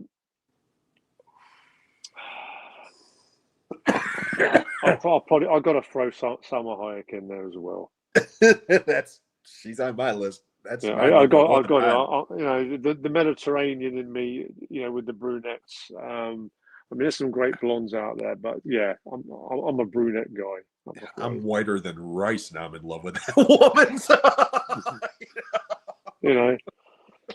brunette and stacked. Totally off topic here, okay? Because normally we're talking movies, but the World Cup's going on right now, and I know outside of my house, just about everybody in the world's watching it. How about you? Are you a fan of the World Cup? Absolutely. I mean, I know you're a football fan, and my American friends, when I say football, I mean football. Soccer. It's soccer to us, but it is their football. So, but I do know that you are a football supporter, so I would assume that the World Cup is a very big deal for you. So, outside of the obvious, are there any teams that you are rooting for? Got to be Portugal.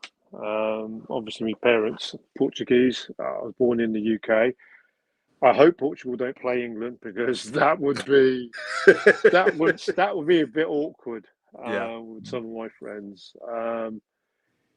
Portugal first. I'd love to see Ronaldo get that big win that he's craved so much in his career.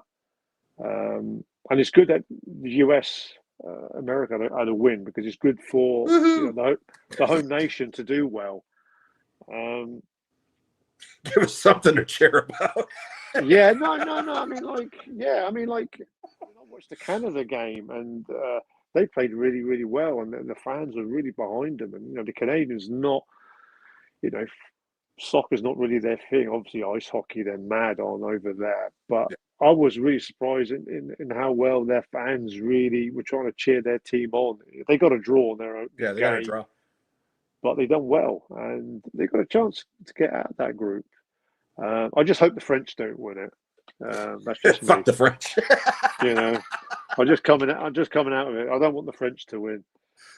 Sorry to any French subscribers. I don't think I have any, but.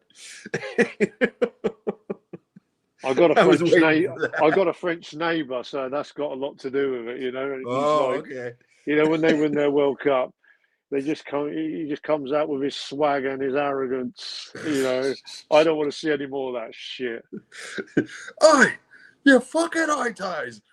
Italian. No, that'd be the Italian. That'd be the Italian. No, but the French have got this swagger about them. I mean, they've got great players. I just immediately thought of Vinnie Jones and Eurotrip. The soccer hooligans from hell. Okay. Top 3 sports movies that are not boxing. So no boxing movies. This is tough. I always had a soft spot for The Longest Yard with Burt Reynolds. Oh, I love it. It might not be the very best one, but Cool Runnings, I had a lot of fun watching that, to be honest. Kenny will love you for that answer. That's when it's John Candy. when that came out, it was a really ridiculous idea, but I digged it. It was a fun movie, that one. So yeah, Cool Runnings, and well, I mean, I could say the Karate Kid because that's not boxing, but it's combat. Yeah, I'm gonna say the Karate Kid. Okay. I know you hate remakes. Okay, by and large, you're like me. You're always like, hey, go to the original. But if there was one movie that you could remake or have remade, what would it be? Oh, it'd have to be a pretty shit movie, but with a good idea and a good concept that maybe it wasn't done properly before. Um, And I'd like to hear from people in the audience too, what their answers on that one would be. If you could remake any movie, what would it be? okay. Now, I don't think it was a bad movie, but I know it's been remade. But Judge Dredd with Sylvester Stallone, had it been done as a more violent version and tale, I mean, like similar to like the Dark Knight, those versions of the Batman movies, Mm-hmm. I think it would have really been really really well. I was really disappointed in Stallone playing Judge Dredd. Yeah. It's got Rob Schneider in it. How good can it be?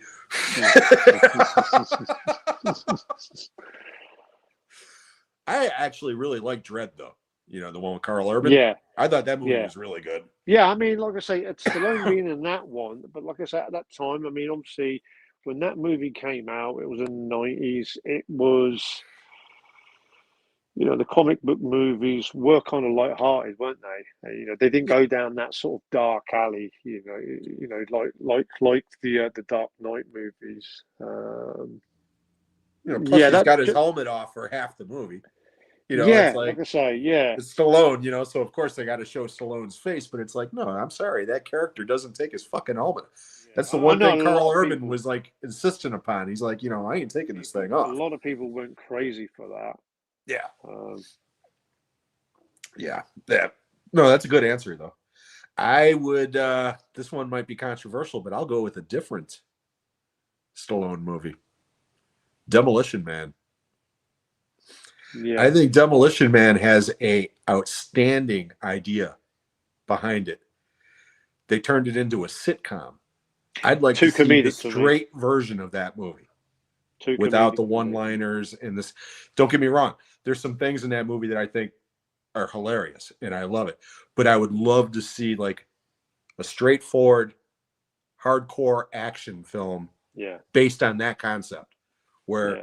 you got a semi-crazy cop and the worst criminal in history going at it in a society that doesn't know how to deal with it. That's a great idea. It really is. Yeah.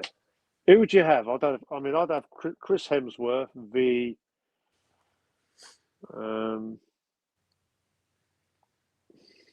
See, I don't think I would go muscle bound with either of them. Because again, they're more. yeah. In the movie, it was more like, blowing shit up in the set, but at its core, they're both smart. I mean, so it's like, especially the Wesley Snipes character, he's supposed to be this, he's psychotic, but he's supposed to be really smart, Who'd you have? See, now I didn't even think about that. I didn't go that far. Yeah. Chris Hemsworth would be my pick. I'm just trying to think of the villain role. Hemsworth would be good in the role. Hey, how about Michael B. Jordan? Yeah, that would work. Although he's kind of done that before in Black Panther. He's played a similar type character. Yeah. Yeah. Because again, the guy doesn't necessarily have to be black. You could even role reverse that, have Michael B. Jordan play the Stallone part. Yeah. And have somebody like, I don't know, Christian Bale or something play the Wesley Snipes part. Yeah, that would work. Yeah, yeah. Just snowballing.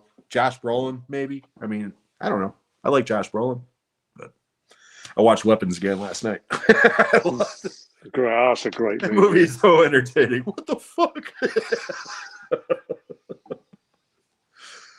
Okay, I've already said. I got to say this. When that Chinese guy, the teacher, he's running down the street with his arms, man, he was just like tunnel vision. Oh yeah, and yeah, and again, watching it again last night, it's like count how many times they say "what the fuck" in that movie, and it's double digits.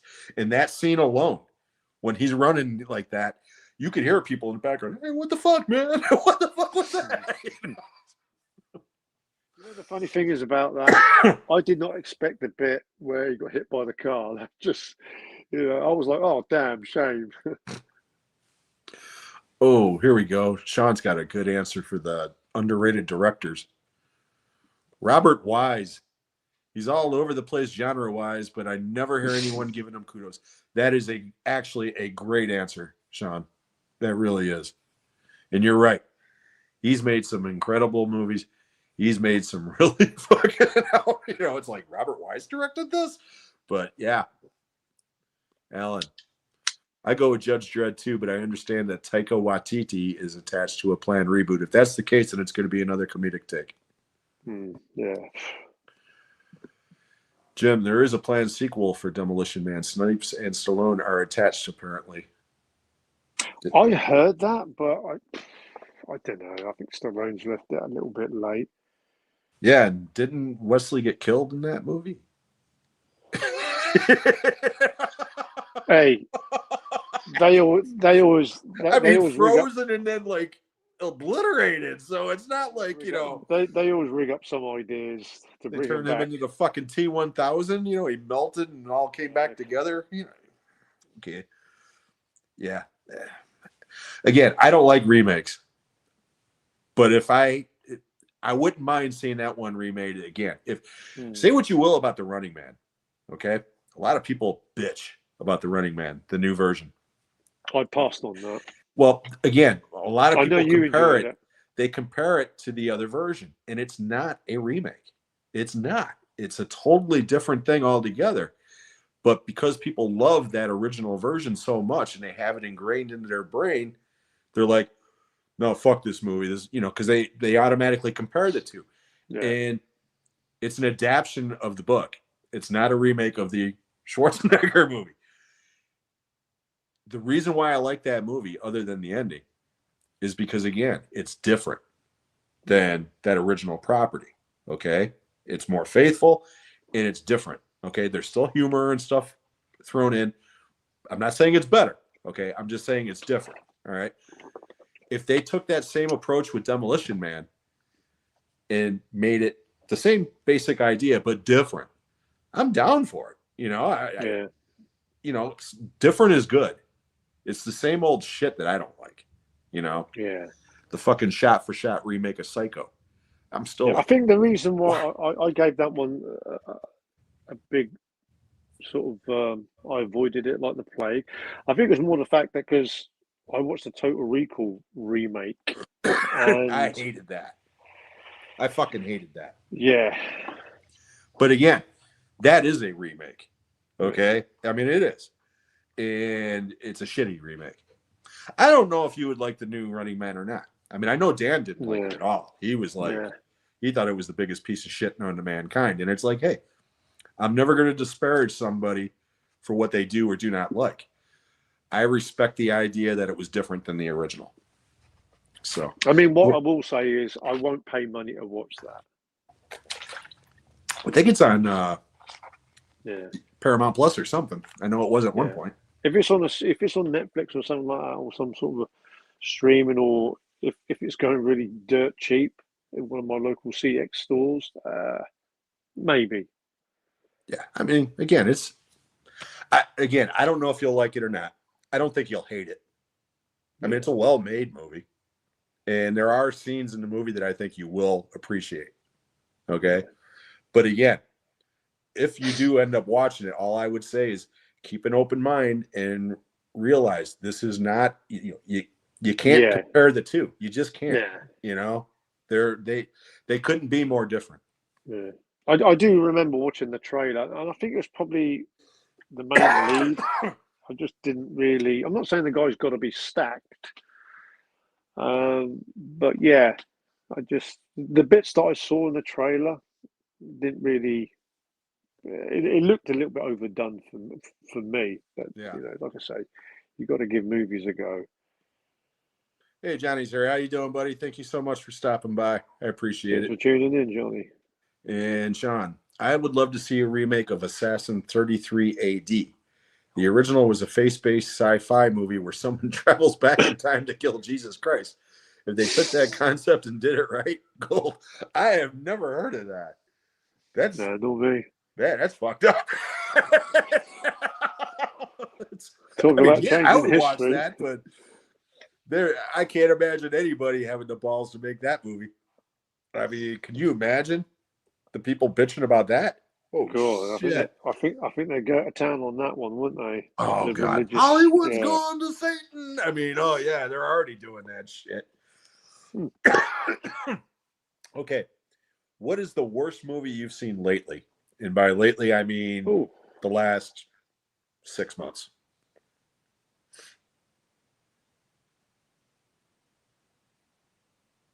I don't think. I mean, I try to watch something and have some sort of positivity in all movies. I'm not going to really slate and trash a movie unless it's really, really, really Oh, bad.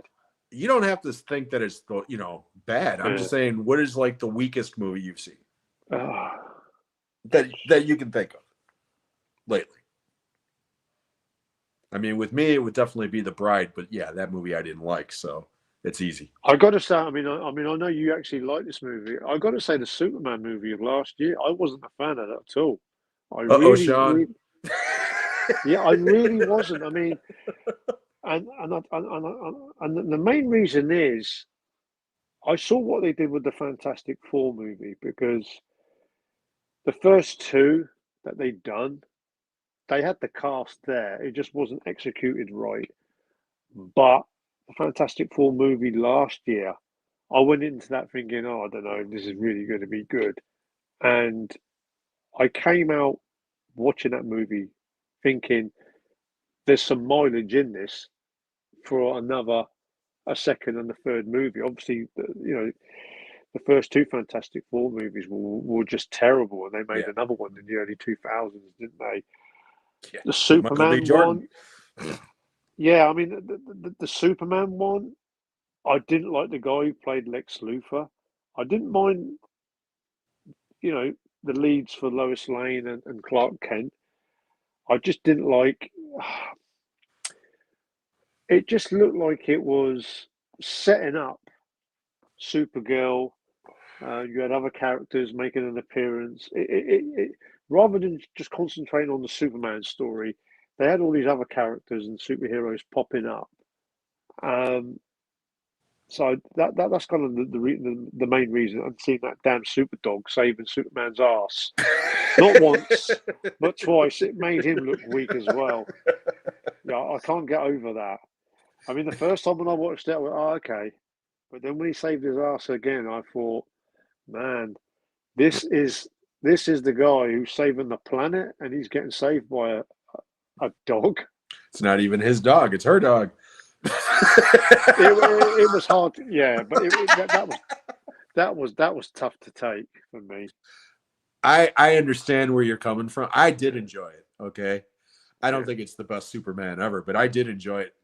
But I do agree that at the beginning, at least, it's discombobulating because you're thrown into the mix, and it's like, what the fuck is going on? When did Superman have a dog? I mean, it's in the comics, obviously, but yeah.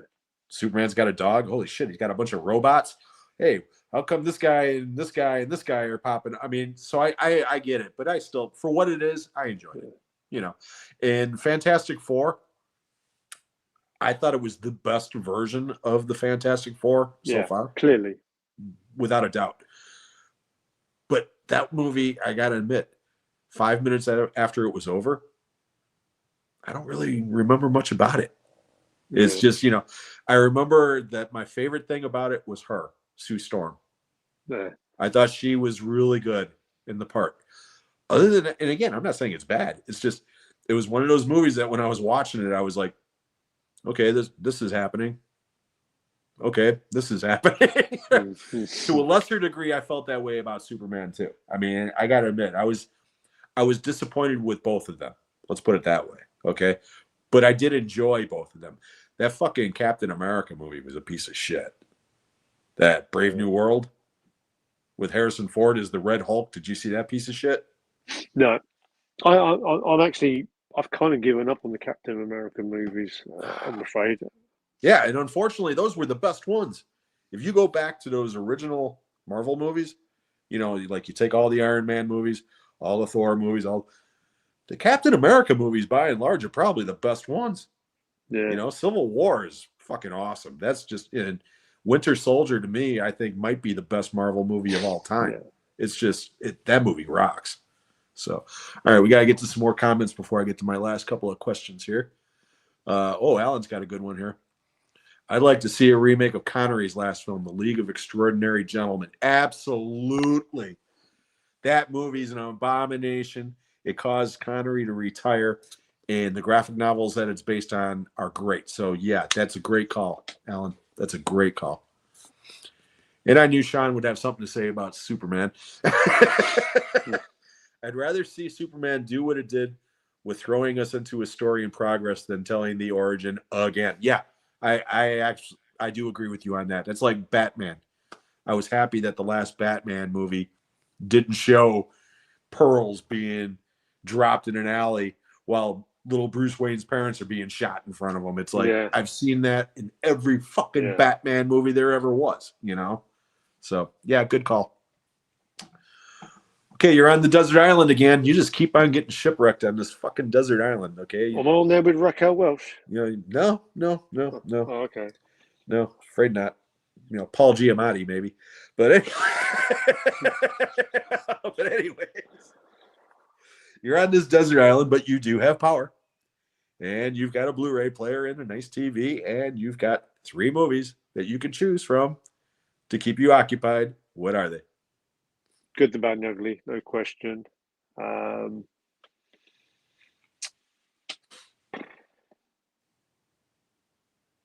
going to say Castaway with Tom Hanks because I think that would keep me sane. So I've just thrown that one in there, and let's say Porky's. I've got to have something to make me laugh. Something to keep you company at night. Well, not kind of like that, but I mean, I got to have something that's going to sort of, you know, just make me chuckle away. But the Good, the Bad, and the Ugly is coming with me all the time. Yeah, I'm there with you. I'm there with you. Okay, same scenario, but your Blu-ray player takes a shit, but you can listen to 3 albums, CDs, whatever. They could be soundtracks. They could be greatest hits albums. They could be studio albums, live albums, whatever. What would those be? Movie related. So, movie or unmovie. Okay, it could be your favorite music. I mean, like me, it would be like a Rush CD for sure, you know, so. We'll keep this movie related. We'll say the Good, the Bad, and the Ugly soundtrack. Once Upon a Time in the West soundtrack. And the Beverly Hills Cop soundtrack. Oh, I thought you were going to go with 3 Morricone movies there for a second. Yeah. But Beverly Hills, nice. You know, I hear probably Rocky IV. Probably Rocky IV. I'd slide that disc in as well. You know, I hear some of those Beverly Hills Cop songs in my fucking sleep. I got PTSD from that movie for how long we had it at the theater. That first one was a great one. It's a great movie. I still love it. But my God, I've seen that movie way too many times. You know, I mean, just at the theater alone because we had it at my theater. I'm not exaggerating. We had that thing for at least 4.5, 5 months.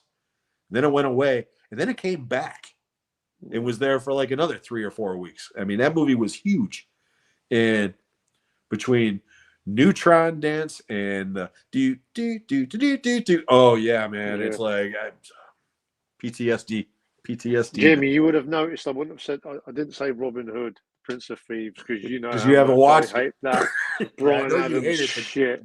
You still haven't watched the movie, though. So I was waiting for that because I was going Still to be ain't like, seen no, it. no, no, no. You I got to still ain't watch the seen movie. it. I'm telling you, man, they don't play that fucking song Yeah. until the end credits. At worst, in the musical score, every once in a while, you'll get like a little bit of the melody of that song in the background. It's hovering in the background. Yeah, every once in a while. But again, for the most part, it's the musical score for the movie, and it's nothing like the Bryan Adams song. So, and again, that movie's not great, okay, but it's entertaining as hell, and it's not because of Costner. It's because of Alan Rickman. He's fucking phenomenal in that movie.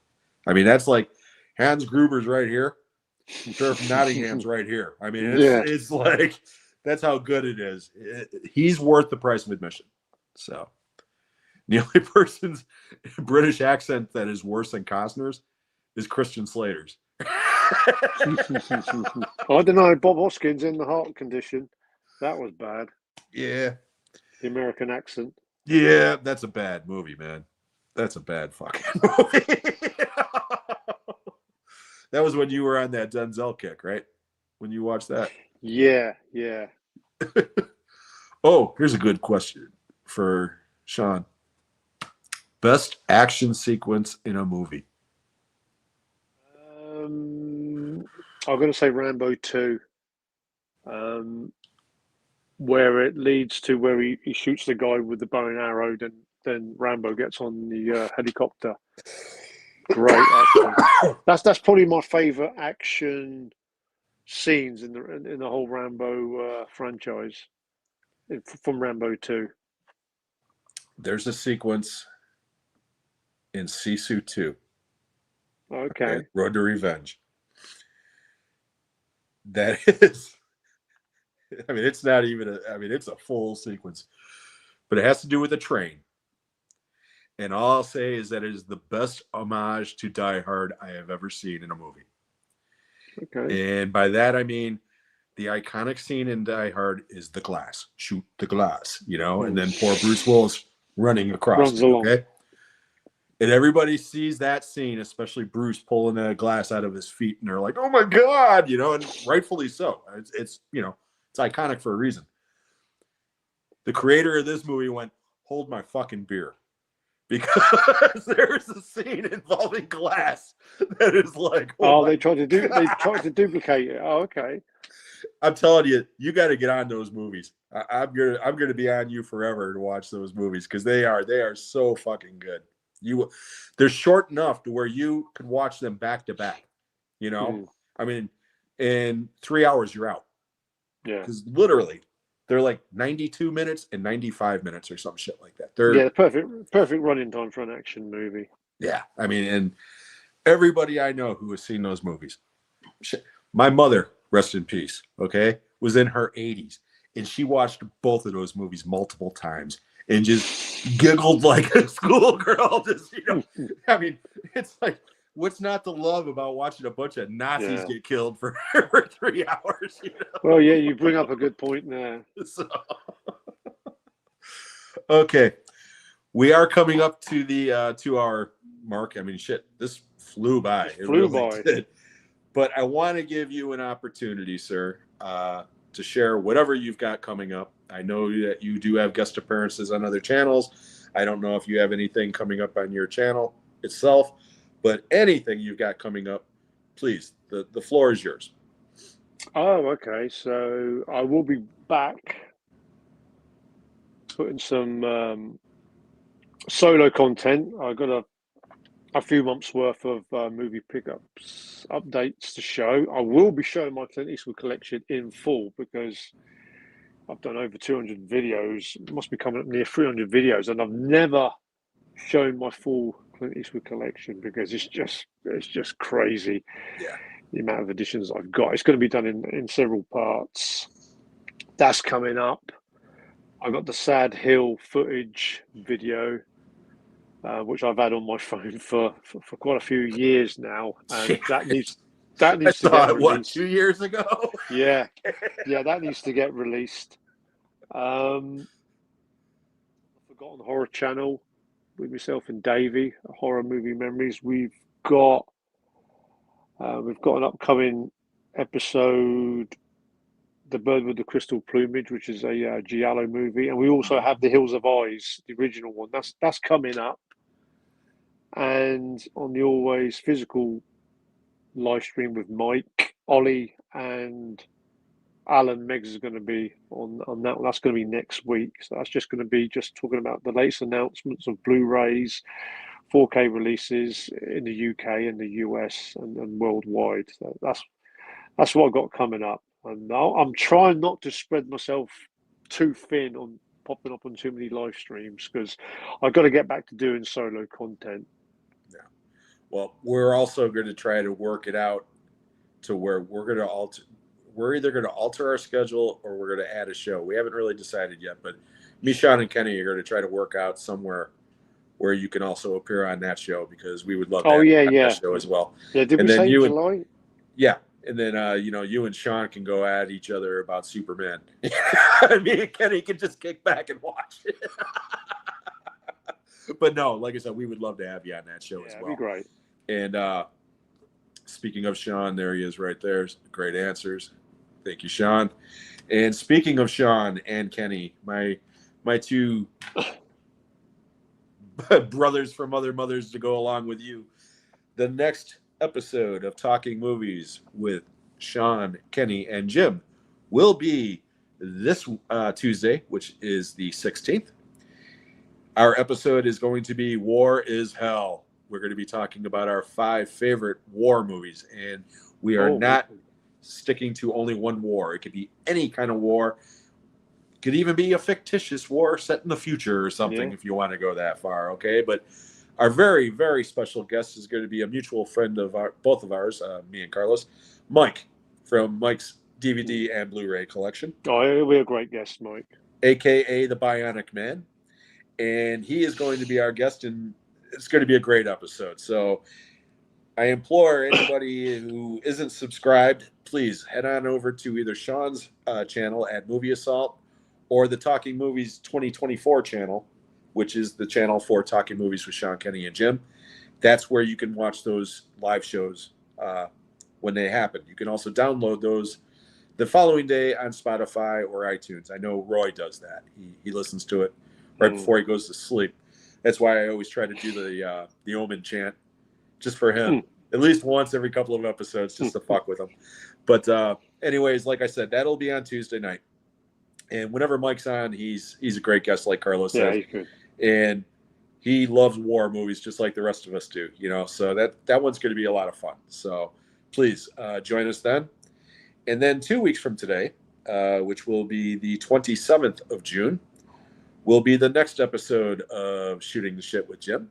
That will be episode 26. And my very special guest will be Alan, right here from Physical Media Lives. And we're going to have a great time. Alan is from Ireland. He has never been on this stage, but we have shared the stage together on Holly Street. And Alan is a great guy. He has an incredible knowledge of film. And that one is going to be a lot of fun. I meant to have Alan on as a guest before I went on hiatus. So it's good that I'm finally going to get him on this time around. And then going a little bit further into the future, the next episode of Talking Movies after that, which will be on the 30th, we have not come up with everything yet as far as a guest or no guest or even what the topic is. But that will be the 2-year anniversary show for that program. The first episode that Kenny and Sean did was July 3rd of 2024. I joined in August. But that episode will be our 50th episode, and that will be our 2-year anniversary episode. So we're going to try to do something special for that one. So we'll have more details for that when we get a little bit closer to it. But I want to thank Carlos one more time. Carlos, thank you so much, my friend. No, thank you. You were absolutely awesome, as you always are. As always, I knew you would man. be. It's always good when we get together and bullshit. Oh, sure. Look who Patrick shows up in the last 30 seconds of the stream, you fuck. No. Now he's got to watch the replay now. Yeah, no, I love Patrick. Speaking of Patrick is the reason why me, Sean, and Kenny got together in the first place. I discovered those two on one of his streams, saw them, left comments in the chat. They invited me as a guest, and literally the next after that episode was over, Patrick put into the chat, "You guys ought to make Jim a co-host," and they did. So, and now you can't shake him off. yep. So I'm like herpes; I never go away. Yeah. But anyways, this was absolutely a blast, Carlos. I knew it would be, and I'm definitely going to have you back on again. Cheers. Like I said, you're one of my favorite people on YouTube for sure, and it's always a good time when we're together. So yeah. So anyways, I want to take this opportunity once again to thank everybody in the chat for the questions and the comments. It was a lot of fun. You guys are what makes it fun, and absolutely. Hopefully, you know, every couple of weeks when we do this, you know, you guys will come back and we can make this show bigger and bigger and go from there. But one last time, Carlos, thank you so much, my friend. I really appreciate it. Yeah, many thanks. No. And yeah. Like I said, I really appreciate it. And to all you people in the chat, thank you, Patrick. Yeah, cheers for tuning in. Good team. And Sean, great fucking show, guys. Thank you so much, Sean. I appreciate it. Larry, all you guys, you know, Corey was here, Kenny, you know, all you guys that were here in the chat, Melina, all of you, thank you so much. So I think we're going to go ahead and call it a day, everybody. We'll catch you on the next one. Take care, everybody. Cheers.